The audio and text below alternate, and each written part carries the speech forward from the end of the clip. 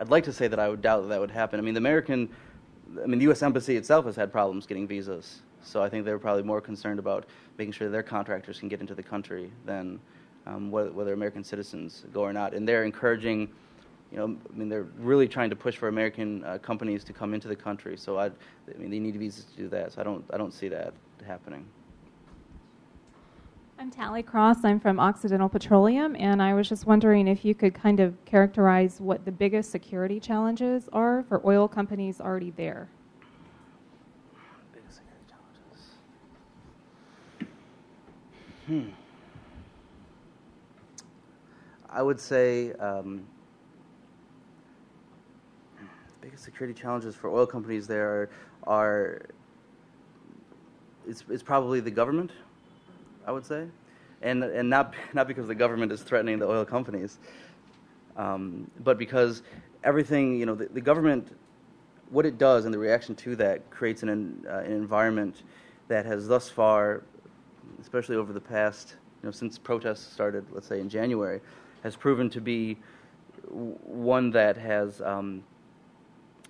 not taken into consideration the effect that would have, throughout the country and especially the oil companies. I mean, when you have a group of protesters who are peacefully protesting, and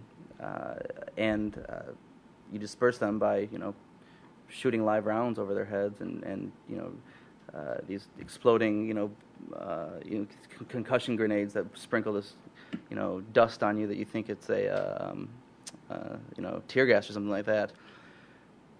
That's going to create some resentment, and that's happened over and over again, especially when people are arrested. I mean, at these protests, you see journalists.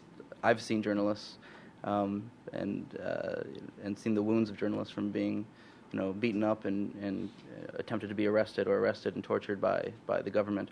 So this creates an environment where the level of insecurity kind of stays at a level that is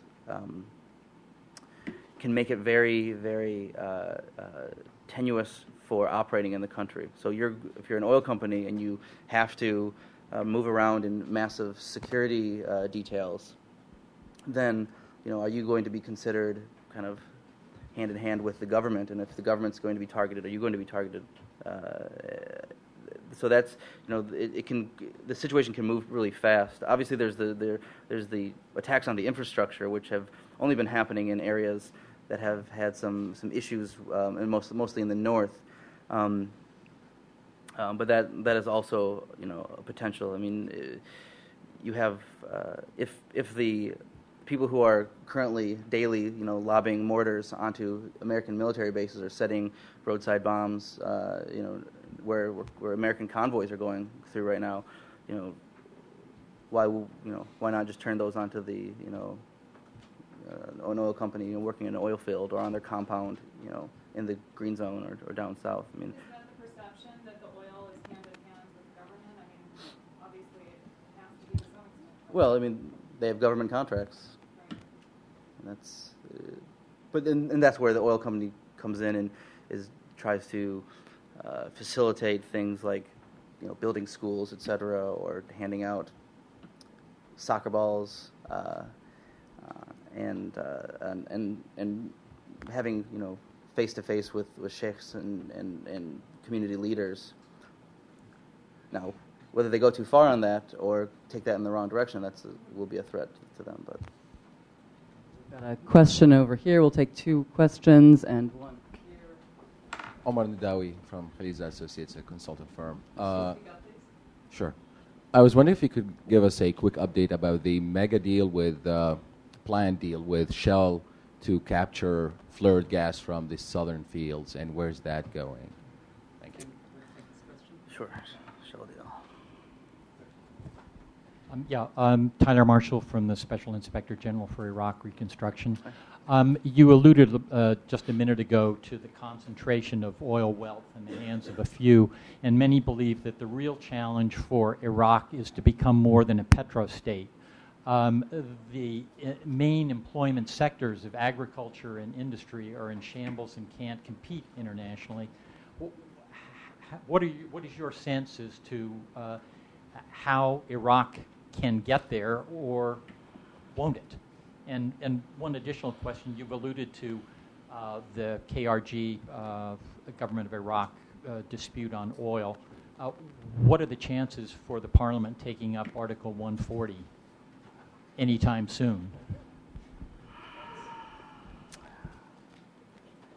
I think there are probably other laws that will be taken up before they get to Article 140.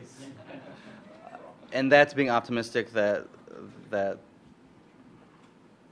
Parliament will actually, fully last through the summer, or the government will last through the summer, and that they will actually move forward on key laws. I mean, they don't have a good track record over the past few years from taking up and having quality debates over bills. In terms of ending the reliance on, basically diversifying the economy from being reliant almost solely on oil.